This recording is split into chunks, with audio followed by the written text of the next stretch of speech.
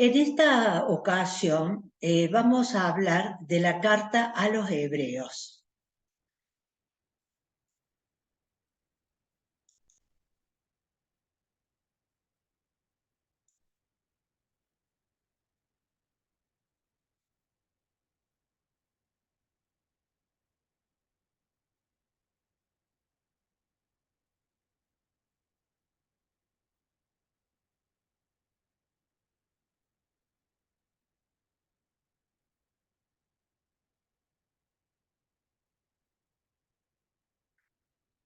Bien, hemos consultado para este tema el libro de Albert Banoye, un sacerdote francés, El mensaje de la carta a los hebreos.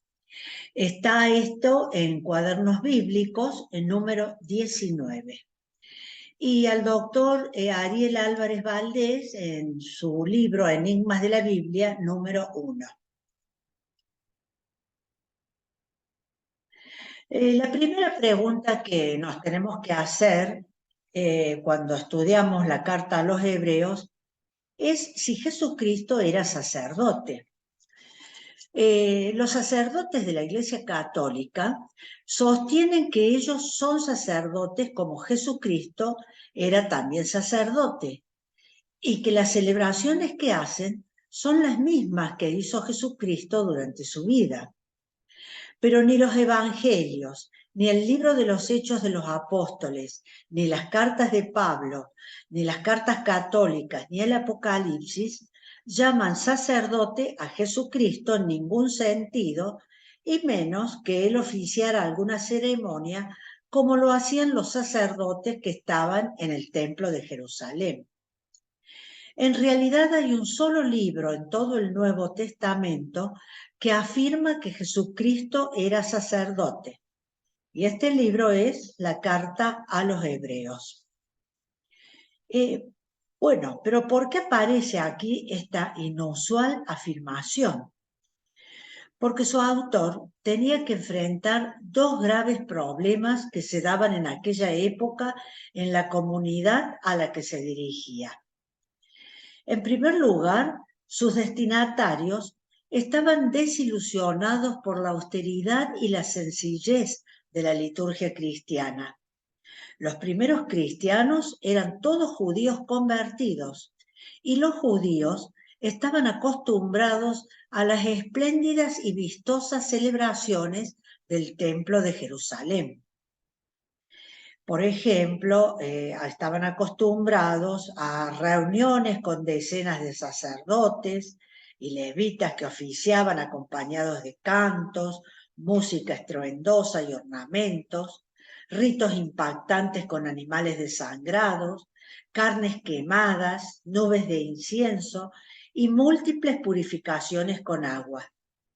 Y sobre todo, resultaban majestuosas las peregrinaciones nacionales que se hacían para las grandes fiestas a las que asistían multitudes de campesinos.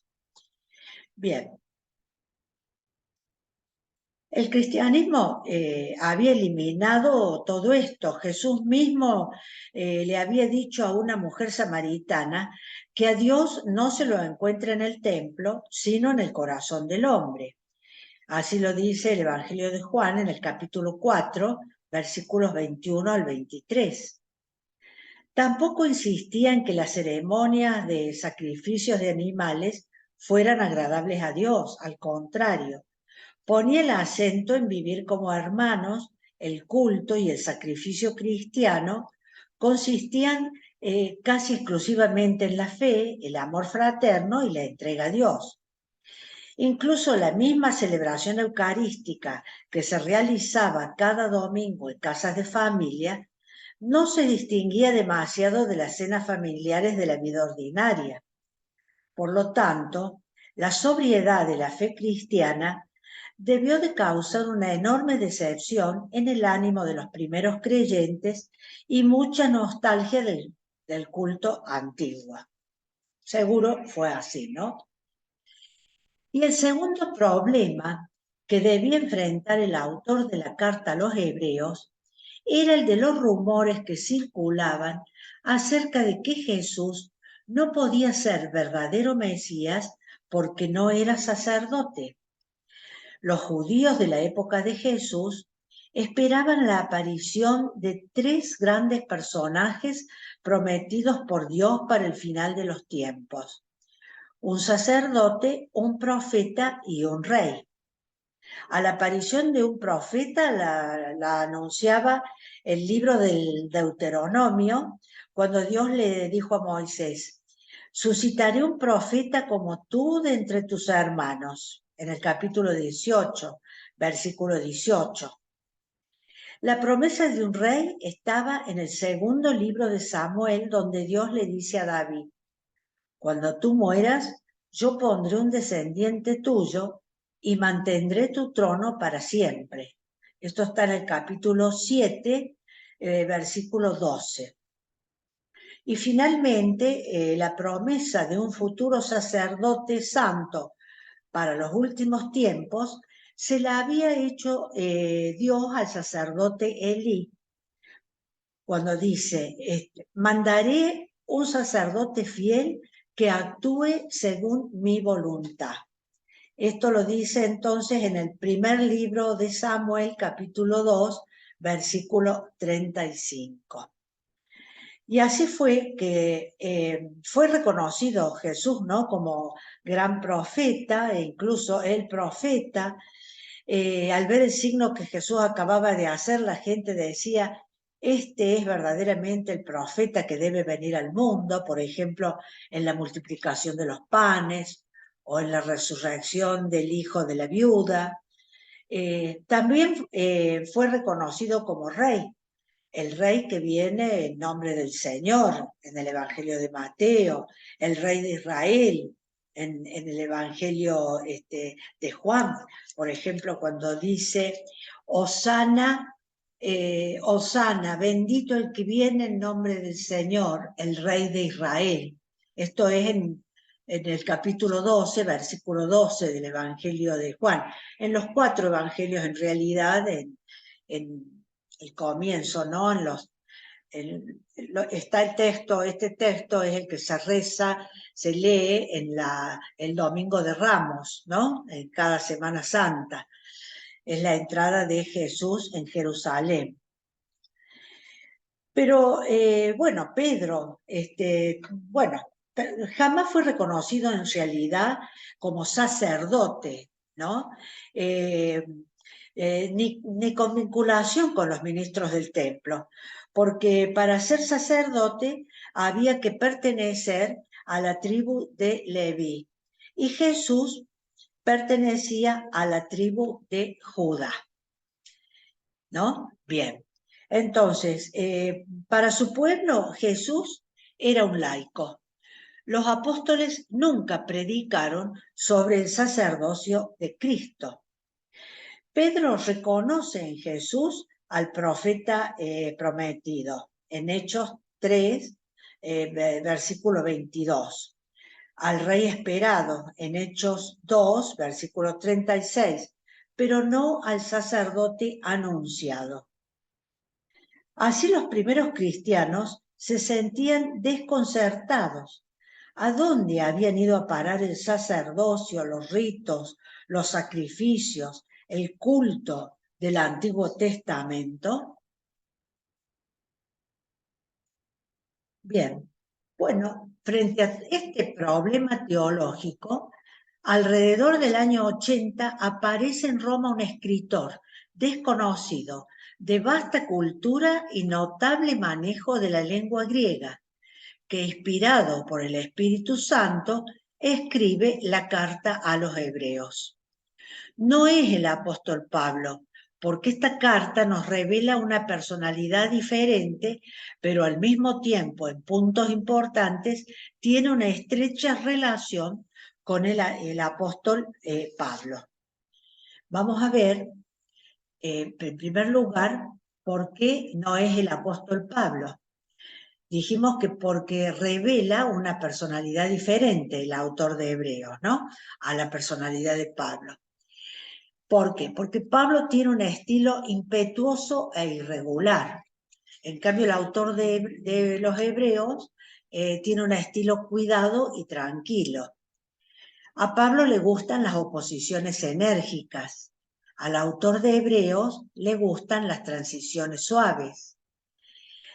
Pablo suele situarse en primera fila. El autor de Hebreos se borra detrás de su obra. Pablo define su autoridad apostólica. Por ejemplo, ahí en Gálatas 1, ¿no? En el versículo 1 dice, Pablo apóstol, no de parte de los hombres, ni por la mediación de un hombre, sino por Jesucristo. En cambio, el autor de Hebreos no pretende ser apóstol. Él se borra, digamos, ¿no? Detrás de la obra. Suele usar Pablo las expresiones como en Cristo, Cristo Jesús, Jesucristo nuestro Señor o nuestro Señor Jesucristo. En cambio, el autor de Hebreos no utiliza esas expresiones, compone fórmulas originales para preparar el nombre de Jesús. Bien. Para citar al Antiguo Testamento, dice con frecuencia Pablo, ¿no? La escritura está escrito, en cambio el autor de los Hebreos no usa expresiones, de ordinario usa simplemente el verbo decir. Y después Pablo nunca habla de sacerdote, sumo sacerdote, sacerdocio. Habla constantemente el autor de Hebreos de sacerdote, sumo sacerdote y sacerdocio. Bueno, aquí entonces las diferencias, ¿no? Que han estudiado los exégetas. Ahora, las semejanzas, ¿no? O la relación que hay con el apóstol Pablo en puntos importantes. Bueno, aquí hay una serie de citas, tanto de Pablo como del autor de la carta a los Hebreos, referido a distintos temas. Por ejemplo, referido a una fuerte polémica contra la ley, ¿no? Los dos tratan ese tema. Otro tema, la insistencia en la obediencia redentora de Cristo. La forma de expresar la gloria divina de Cristo. La doctrina sobre el sacrificio de Cristo. La nota de envío, ¿no? De Pablo, que habla de Timoteo, que es probablemente el compañero de Pablo. En Hebreos también habla de Timoteo, ¿no? Se refiere a Timoteo. Y después la nota acaba con un saludo final típicamente paulino, en Pablo, y en Hebreos hay un agregado que es justamente para tener la autoridad, tener ese escrito, la autoridad de Pablo. Entonces es un agregado posterior con un final muy semejante a los finales de Pablo, de las cartas de Pablo. Y en el Nuevo Testamento hay 65 palabras que solo emplean Hebreos y Pablo. Por ejemplo, combate, orgullo, profesión de fe, etc. Bueno, después ustedes tendrán que fijarse en las citas, ¿no? Donde tratan estos, que son bastante numerosas, donde tratan los distintos temas, pero la semejanza que hay entre un autor y otro. Bueno, los destinatarios de la carta, ¿quiénes son? ¿Es a los hebreos o a unos cristianos? Bueno, este título se ha añadido sin tener ningún apoyo explícito en el texto. Se busca en vano una mención a los hebreos. No se los nombra nunca. El texto va dirigido visiblemente a unos cristianos. La orientación esencial de la obra consiste en profundizar en la fe en Cristo y en dar un nuevo impulso a la vida cristiana. Vemos, por ejemplo, en el capítulo 3 de Hebreo, en el versículo 1, que dice,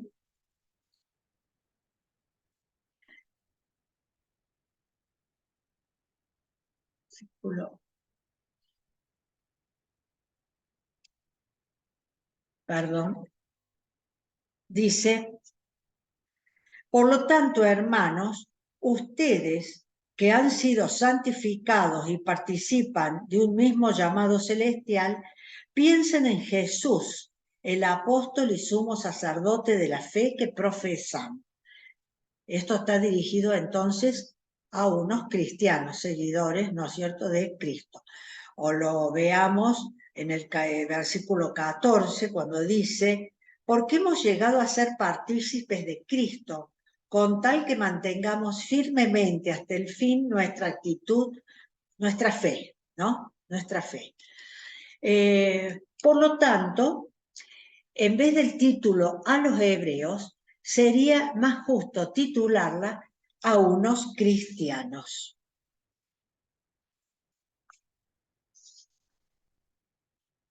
Tenemos también que preguntarnos si esta carta es una carta o un sermón, ¿no? No es una carta, sino un sermón. Desde el comienzo hasta el final, pertenece al género de la predicación. Es incluso el único ejemplo que tenemos en el Nuevo Testamento de un texto de sermón conservado íntegramente.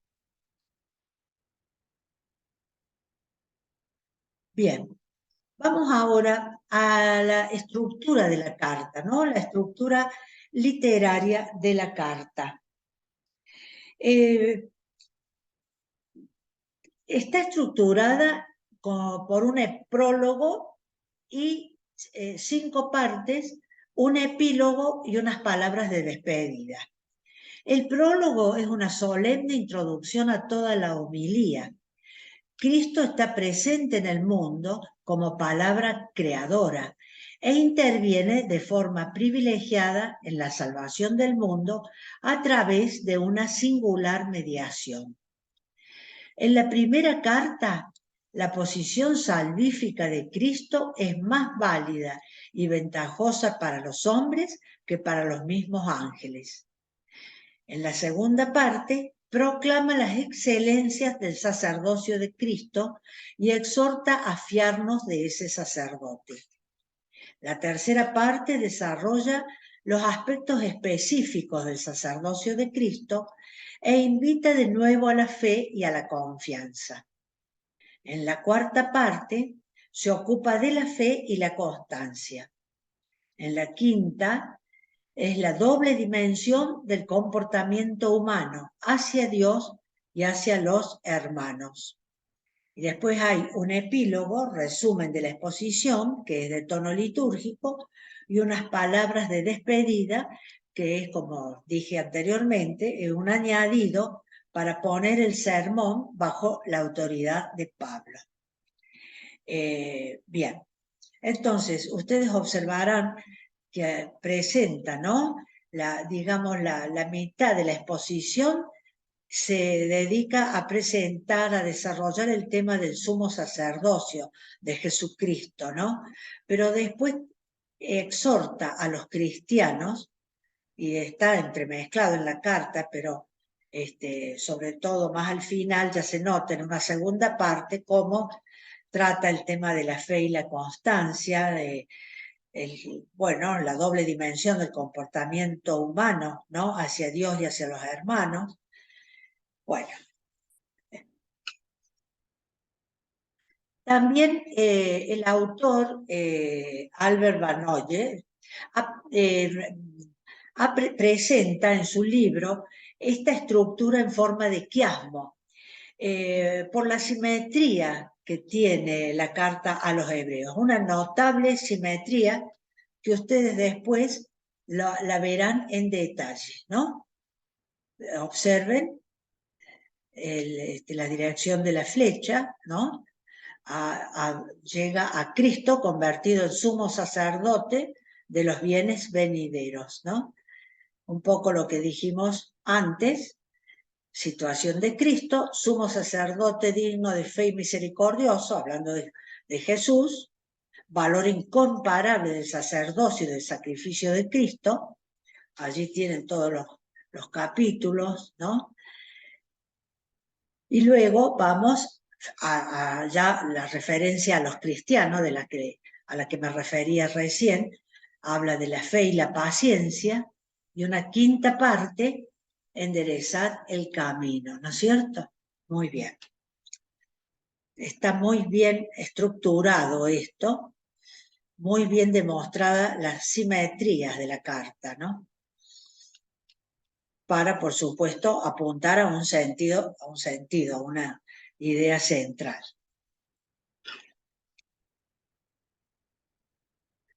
Bueno, ¿cómo es el desarrollo de la carta a los hebreos? El núcleo de las enseñanzas de la carta a los hebreos está en los capítulos 7 al 10. Allí el autor empieza diciendo que Jesucristo era sacerdote, pero que pertenecía a un orden distinto de los levitas, el orden de Melquisedec. Así reza un salmo del Antiguo Testamento del cual el autor se hace eco. Dios lo ha jurado y no se retractará. Tú eres sacerdote para siempre, según el orden de Melquisedec. Así lo dice en el Salmo 110, versículo 4. Por lo tanto, el sacerdocio de los levitas, el del Antiguo Testamento, con sus reglas, leyes y ritos, no podía seguir existiendo después de Cristo. Vamos a leer, les voy a leer de la carta a los Hebreos, del capítulo 5, desde los versículos 5 al 10. Dice así. Por eso, Cristo no se atribuyó a sí mismo la gloria de ser sumo sacerdote, sino que la recibió de aquel que le dijo: Tú eres mi hijo, yo te he engendrado hoy, como también dice en otro lugar: Tú eres sacerdote para siempre, según el orden de Melquisedec.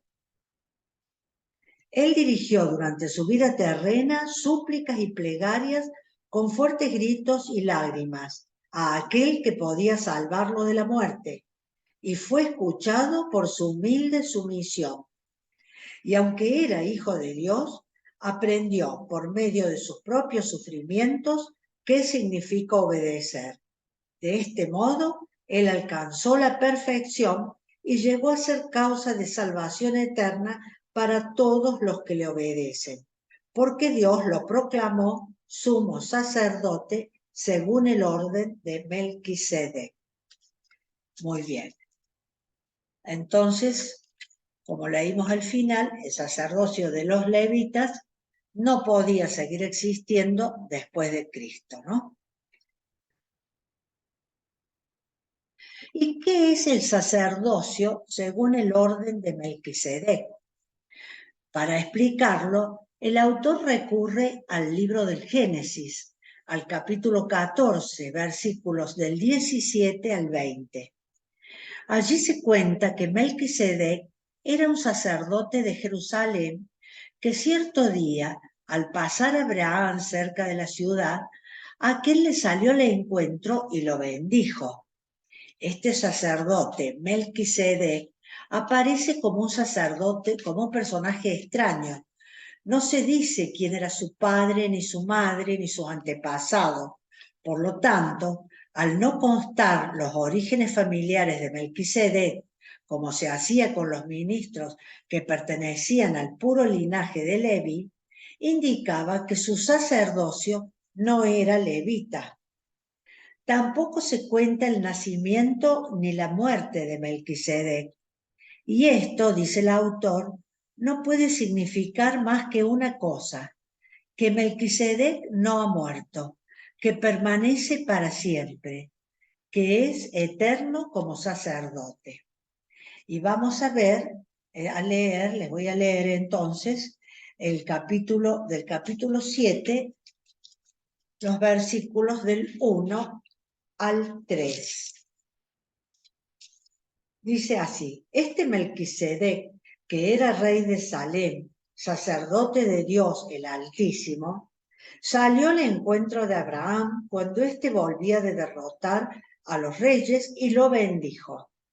Y Abraham le entregó la 10ª parte de todo el botín. El nombre de Melquisedec significa, en primer término, rey de justicia, y él era, además, rey de Salem, es decir, rey de paz. De él no se menciona ni padre, ni madre, ni antecesores, ni comienzo ni fin de su vida. Así, a semejanza del Hijo de Dios, él es sacerdote para siempre. Bien, quiero también acá, vamos a seguir nosotros refiriéndonos a esto del sacerdote, este misterioso personaje. Acá tienen una imagen, es del Museo del Prado, cuadro de Velázquez, el encuentro de Abraham con Melquisedec. O sea, Melquisedec lo bendice y Abraham le entrega el diezmo, ¿no? Allí están los símbolos, el pan y el vino, ¿no? Este sería un poco el fundamento bíblico bueno, de lo que hacemos en la misa, de la consagración del pan y del vino, la presencia real de Jesús, ¿no? En el pan, en el cáliz y en la hostia, ¿no? La tradición patrística ha visto en el pan y el vino ofrecidos por Abraham una figura de la Eucaristía y hasta un verdadero sacrificio, que es figura de sacrificio eucarístico, interpretación aceptada en el canon de la misa, ¿no? Bueno, ¿quién es el único que puede ser sacerdote entonces como Melquisedec? ¿Quién es el único que reúne las dos características suyas, ausencia de genealogía humana y ausencia de límites temporales? Y el autor de la carta responde: Jesucristo cuando resucitó, porque al levantarse de la tumba es como si hubiera nacido de nuevo, pero sin intervención de padres humanos, sin antepasados. Y desde entonces ya no puede morir más, es decir, permanece para siempre. Por lo tanto, Jesucristo, si bien no fue sacerdote durante su vida terrena, después de resucitar, se convirtió en sacerdote de un nuevo orden, un nuevo estilo.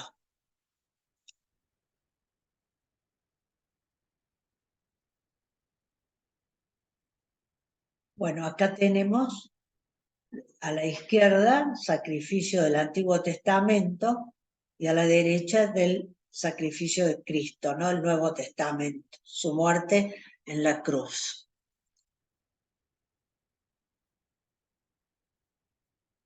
Bueno, vamos a ir comparando el sacerdocio antiguo con el sacerdocio de Cristo, para poder ver la superioridad, eh, eh, cómo el sacerdocio de Cristo supera al del Antiguo Testamento.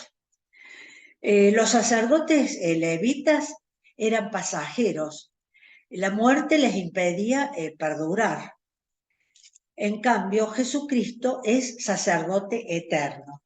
A eso lo vemos en el capítulo 7, vamos a leer, ¿no es cierto?, versículos 20, del 20 al 24.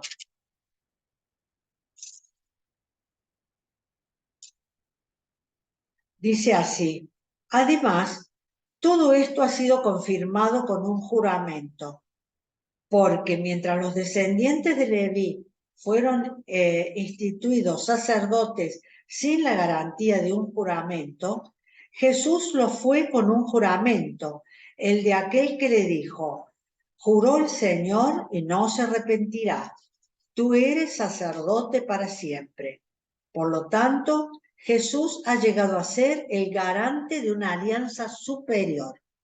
Los otros sacerdotes tuvieron que ser muchos, porque la muerte les impedía permanecer.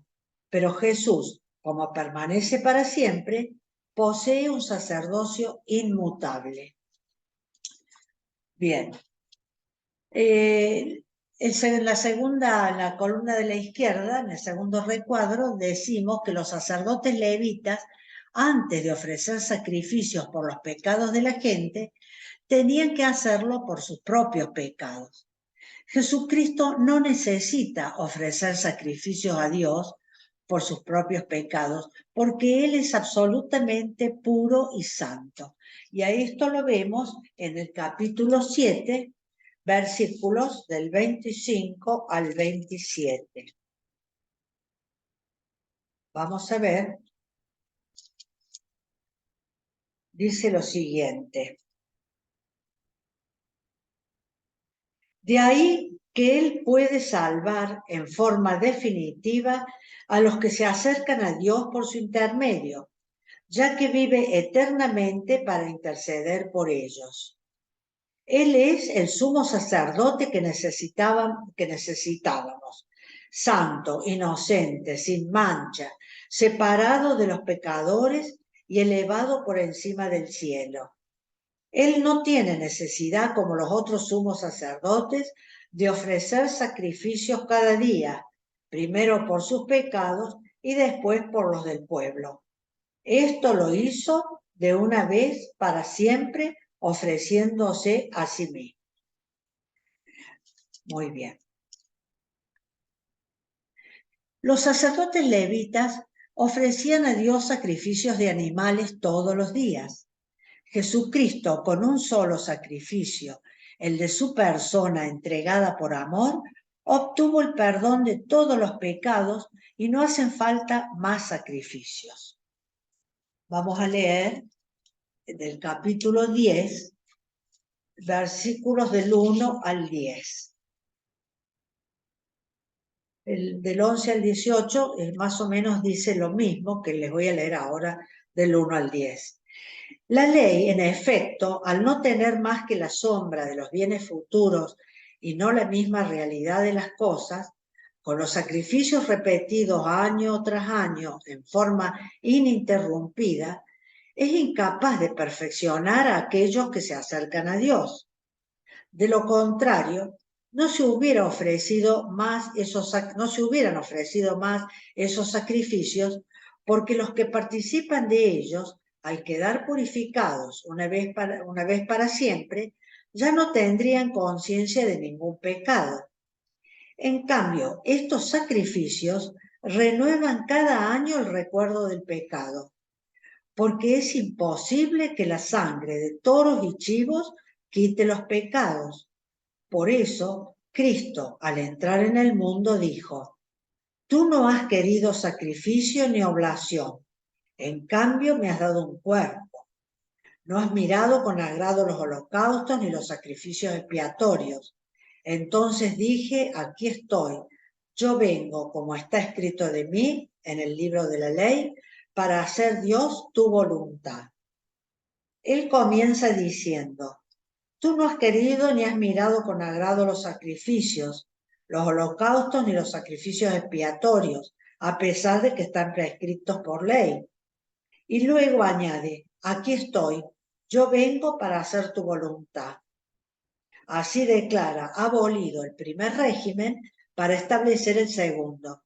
Y en virtud de esta voluntad quedamos santificados por la oblación del cuerpo de Jesucristo, hecha de una vez y para siempre. Bien. Luego, los sacerdotes levitas oficiaban el culto en un templo terreno, construido por manos humanas, y entraban en él muchas veces. Jesucristo, para ofrecer su sacrificio, entró en el templo del cielo, en el santuario eterno, donde habita Dios, una vez y para siempre. Vamos a leer, les voy a leer del capítulo 9, del versículo 24 al 26.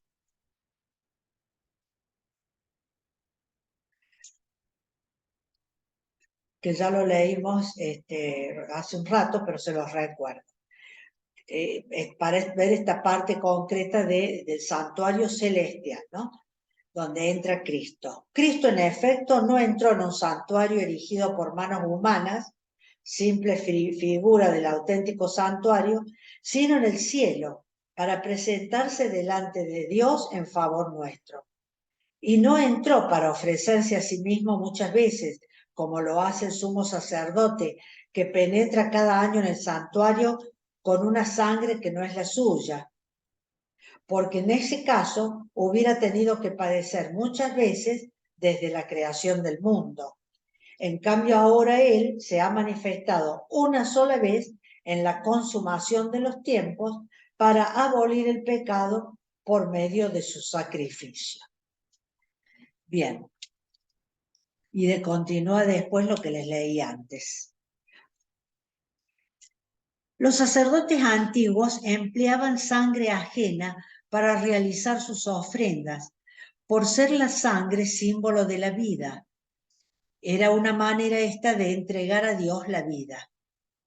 Jesucristo le ofreció a Dios su propia sangre, pura y sin mancha, para purificar a toda la humanidad y devolverle la santidad perdida.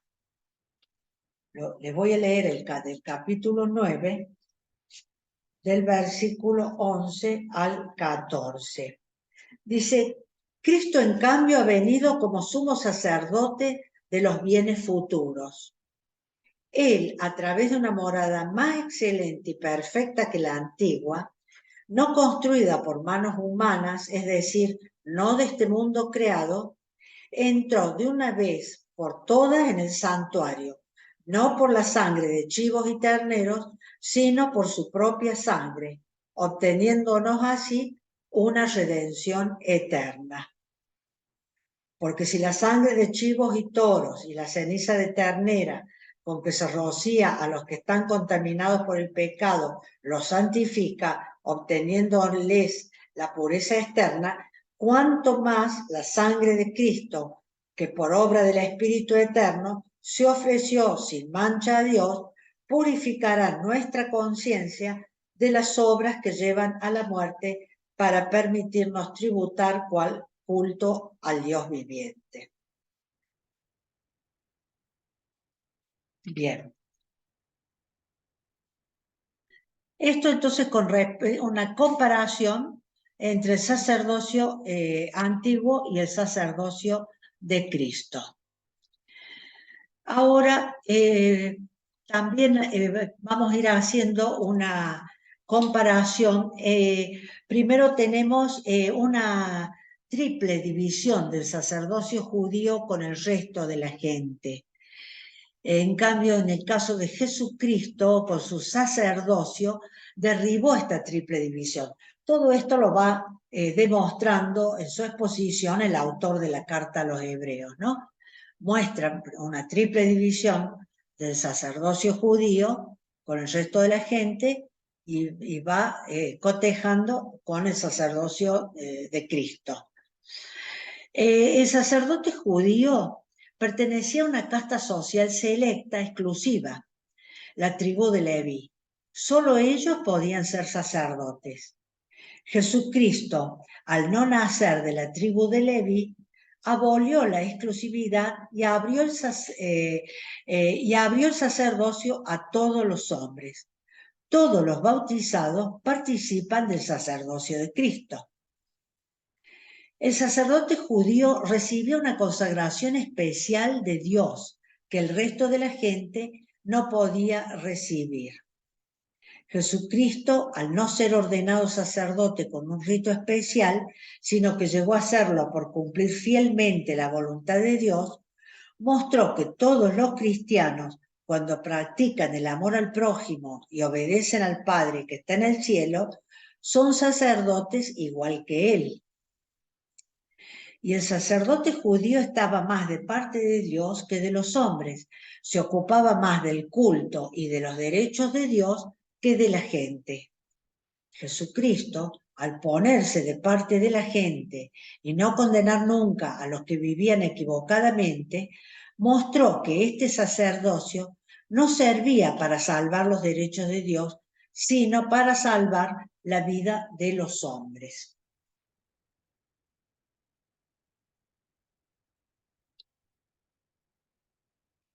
Cuando hablamos de sacerdocio, acá vemos esta imagen, ¿no? Logrado por Cristo, ¿no? Bueno, actualmente entonces todos los cristianos tienen este nuevo sacerdocio que se llama el sacerdocio común de los fieles. Todos los cristianos, por el hecho de ser bautizados, son sacerdotes y participan del sacerdocio de Cristo. Y ya no consiste en ofrecerle a Dios la vida de los animales ni la sangre, sino la vida de uno mismo.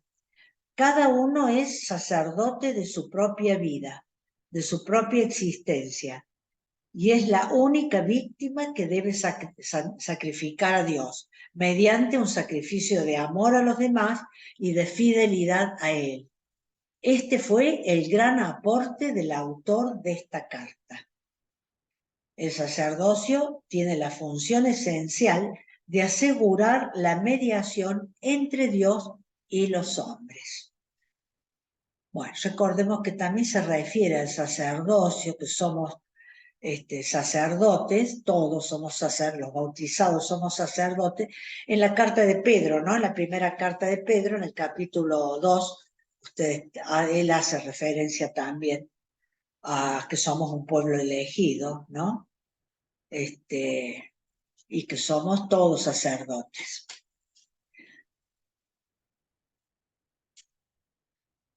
Culto antiguo y culto cristiano. Entonces, vemos acá este ensamble perfecto que hace el autor de la carta a los hebreos entre el Antiguo y el Nuevo Testamento, ¿no? Con todo lo que hemos estado hablando de estos sacrificios, ¿no? Del Antiguo Testamento y el sacrificio de Cristo en el Nuevo. El contenido entonces de esta carta ilumina de un modo particular el problema de la relación entre el culto antiguo y el culto nuevo. El culto cristiano tiene su centro en Cristo y precisando más en su muerte y resurrección. Comparando los diversos tipos de sacrificios rituales del Antiguo Testamento con el acontecimiento muerte-resurrección de Cristo, se interpreta de la siguiente manera. Vemos ahora. El sacrificio de expiación, ¿no? Bueno, está en Hebreos, allí tienen cita, en el 9:28, en 10:12, porque obtiene la remisión de los pecados. Todos bueno, el sacrificio de alianza, porque instituye una mediación perfecta. Allí tienen las citas en Hebreos del sacrificio de alianza, el sacrificio de consagración, porque transforma al hombre hasta el fondo y lo une con Dios, y el sacrificio de acción de gracias y de alabanza por la salvación obtenida. O sea, esto, volviendo a lo anterior, ¿no? Dice justamente que el contenido de esta carta ilumina de un modo particular el problema de la relación entre el culto antiguo y el culto nuevo. O sea, el culto cristiano tiene su centro en Cristo, más precisamente en su muerte y resurrección.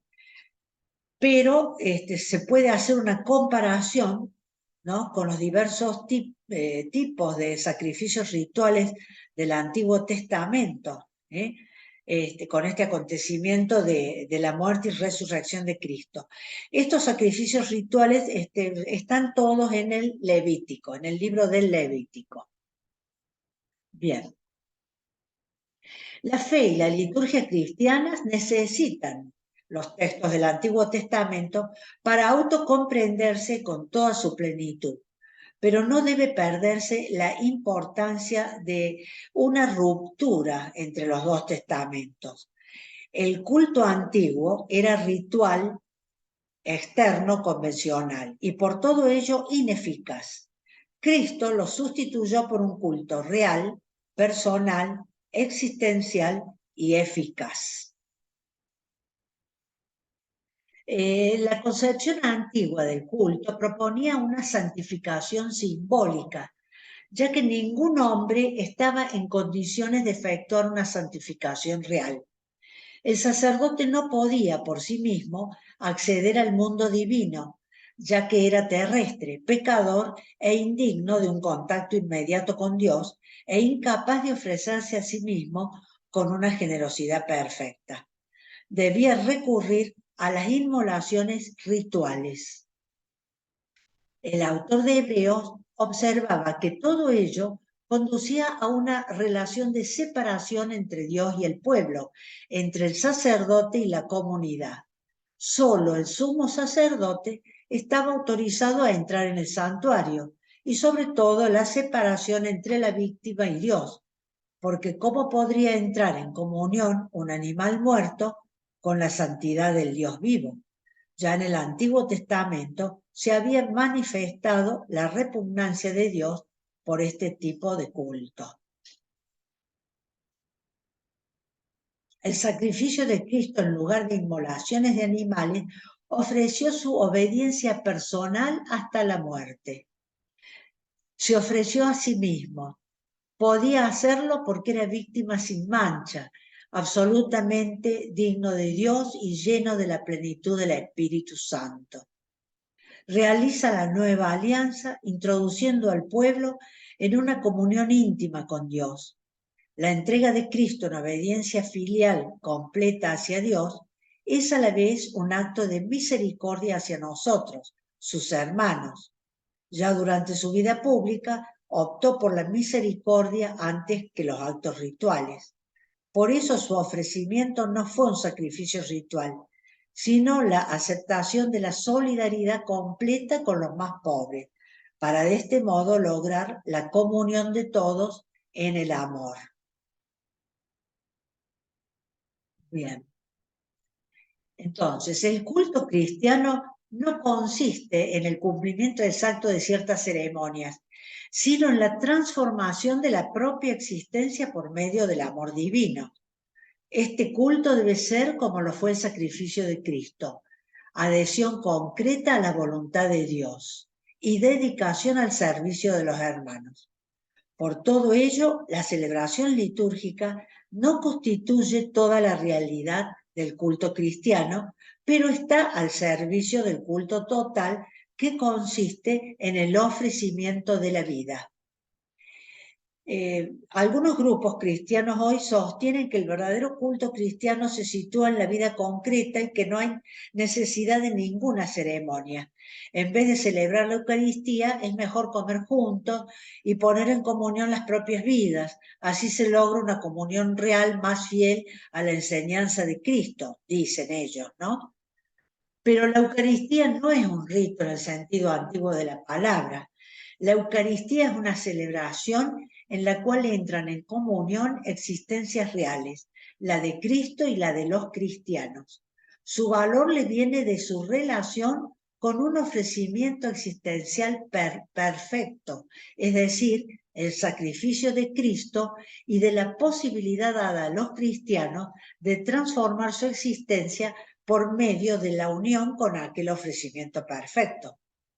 Por ello, al rechazar el valor de la celebración litúrgica cristiana, Cristo queda reducido a un modelo ético puramente horizontal. Sin la relación trascendente, el amor humano solidario no es capaz de extenderse a todos sin distinción de raza o de clase. Solamente la cruz de Cristo ha realizado la unión perfecta de las dos dimensiones del amor. Y en esto consiste la trascendencia del sacrificio de Cristo.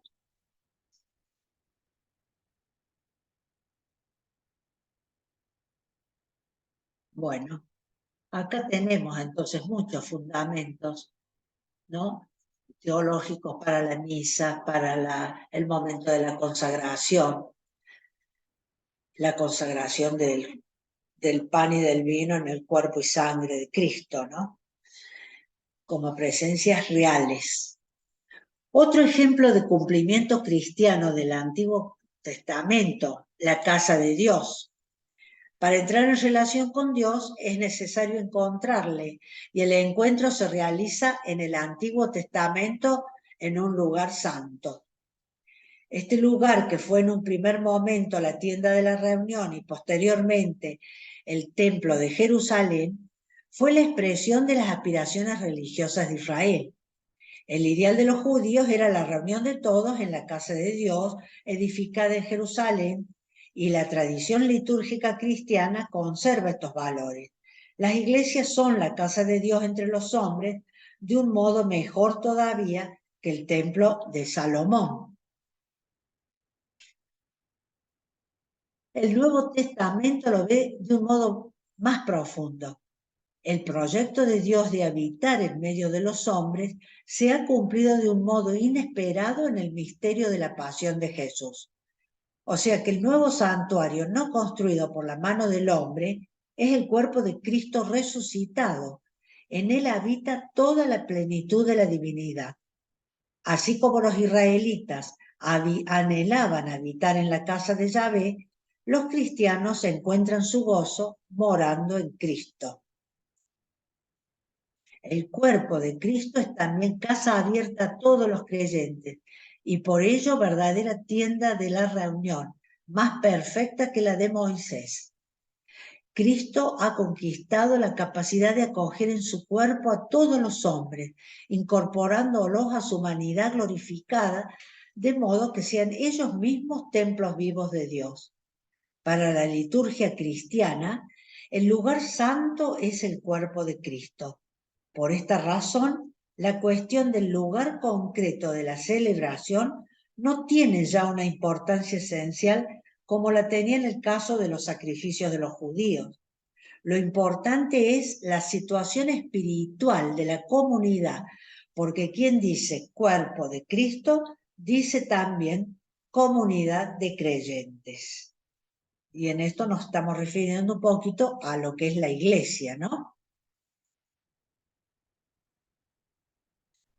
La situación del cristiano en el mundo ahora. El problema atañe a la conciencia que tienen los cristianos de su situación en la fe. ¿El reino de Dios se ha hecho o no se ha hecho cercano a nosotros? Bueno, hay una perspectiva escatológica en la carta, ¿no? Esta perspectiva nunca es la de una demora interminable, sino más bien supone que las realidades escatológicas son ya desde ahora actuales, aunque de una manera oculta, el cristiano toma posesión de ellas por la fe. Insiste mucho el autor en la fe, ¿no? Y, por supuesto, en el animarse mutuamente, la ayuda en la solidaridad. La iniciación cristiana hace gustar desde aquí abajo el don celeste y desde ahora los prodigios del mundo futuro, y gracias a Cristo, que es su sumo sacerdote. Más que de una estimación cronológica de la parucía, se trata de la percepción de una realidad ya presente en la fe.